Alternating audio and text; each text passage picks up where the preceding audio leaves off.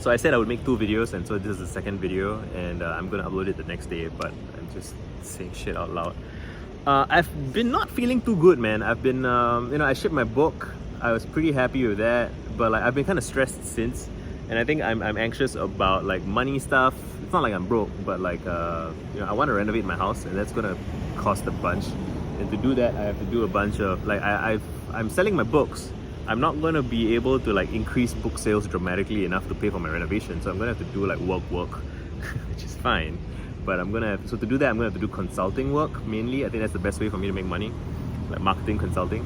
And I'm good at it, but like I hesitate to kind of ask for clients, right?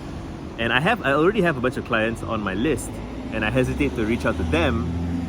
I think, and it's the same things all over again. It's like the same pattern with my book. I think I have a perfectionist streak, and I worry about wasting people's time. I worry about falling short of high expectations.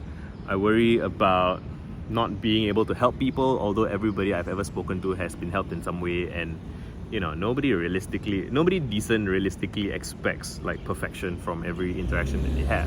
Like, I've gone for massages where I've paid a bunch of money and it wasn't that good, but like, I don't resent the masseuse for it. I'm just like, oh, okay, that's whatever it was. I probably won't go back there again. But I paid for a service and I got service, and it wasn't up to my expectations, but fine, but like the idea of being on the receiving end of that for me is just I beat myself up over that, I think, and I shouldn't.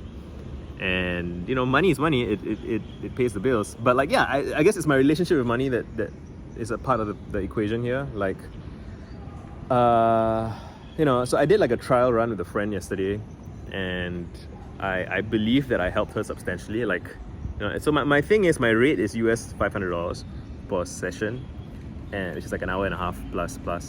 And I set my rate there because I feel like if my rate was lower than that, I would be frustrated or unhappy with myself in some ways. And not just that, but like I want to create at least that much value. So I don't want a client if I don't feel that I can make them at least like several $1,000, like at least $1,000, right? So if I can make you $1,000, then you pay me $500. We both win. We both come out ahead, right? I don't want this really shitty world where I set my rate at $100 and you try and negotiate it down to 70. I'm like, fuck, I don't want to play that game. In that case, if I want to make $70, I might as well just sell a bunch of books, right? I can just go and do some marketing somewhere else. So with my clients, I really want to give them the best of my time, the best of my energy, the best of my thinking, and I know that I'm good at my job. So why do I hesitate?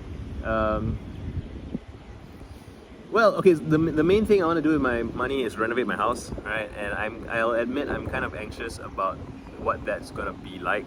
Like, so like numbers, I think it's gonna cost like 40,000-ish. Like, I want to get up to like 40,000 Sing dollars around there so that I can be comfortable doing it. Like, we would have to move out of the house, we have to rent the place for a couple of months. We have cats, we have all these, like, where are we gonna store all our shit? We have to figure that out. Just lots of moving steps, lots of ways that I feel like things might go wrong, and it's just stressful.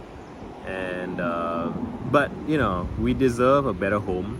And we got married like 10 years ago, like almost on a whim. Like, where was that? How did we do that? Like, why were we not afraid of that? But I guess starting a new thing is almost easier than I don't know. I'm figuring this out. I'm thinking this through. I don't know what it is that's troubling me. Well, I probably do, but I don't want to admit it to myself. And I think talking through it always helps. Like, why am I, avoiding? I just got a text. Why am I avoiding my clients, right? And why do I not just go? And yeah, it's perfectionism. It's fear of looking stupid. It's fear of I don't know. I guess it's just that. I don't think it's much more complicated than that. I think there's an impulse to try and overcomplicate a thing. But it's a very straightforward fear. I just fear that I'm going to waste people's time. I fear that people are going to be disappointed. Even though all of my clients so far have been quite happy as far as I can tell. Yeah, so I just need to face up to that, reassure myself and reassure the clients by saying what I know to be true, right? And I had this in my book. Like, when I was writing my book, I took like 3 years instead of... It feels like the actual right time was maybe like 6 months-ish. But it took me 3 years to do it because I was just so anxious about, like, what if I do it wrong? What if I hurt people's, not just their feelings, but like hurt their psyches, right? Like with their book. Because I'm writing the book to get people to investigate their own minds. And I had this most beautiful comment recently, review, somebody saying that this book helped to suture a bunch of mental and psychological wounds, which is exactly what I wanted the book to do. So it's beautiful that it did it. But like, I was so scared, right? And like as I was telling my friend, it's so meta because she's doing like coaching work herself, and her clients are people who tend to be lovely people but who are afraid of like hurting other people or being hurt. And it's like, you know, the people who are most sensitive, right?